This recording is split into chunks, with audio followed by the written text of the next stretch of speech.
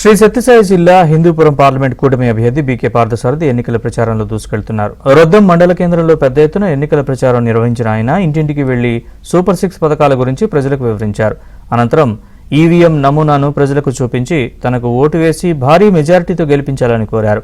NDA కూటమి అధికారంలోకి వస్తే హిందూపూర్ పార్లమెంట్ పరిధిలోని 7 నియోజకవర్గాల్లో నీటి సమస్యను పరిష్కరించడంతో పాటు ఉద్యోగ ఉపాధి కల్పనకు పెద్దపీట వేస్తామని బీకే పార్థసారథి హామీ ఇచ్చారు. ఈరోజు సంకేతాలు కూడా వెలువడుతూ ఉన్నాయి.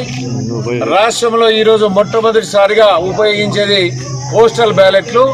ఆ పోస్టల్ బ్యాలెట్లు కూడా చదువుకున్నటువంటి వ్యక్తులు, ఉద్యోగస్తులు అయితేనేమి, ఉపాధ్యాయులు అయితేనేమి, అంగన్వాడీ టీచర్స్ అయితేనేమి అందరూ కూడా ఈరోజు వారి యొక్క ఓటుని పోస్టల్ బ్యాలెట్ ద్వారా ఉపయోగించుకుంటున్నటువంటి సందర్భంలో వాళ్ళు కూడా చదువుకున్నటువంటి వాళ్ళు కాబట్టి మేము మార్పు కోరుతా ఉన్నామని చెప్తా ఉన్నారు.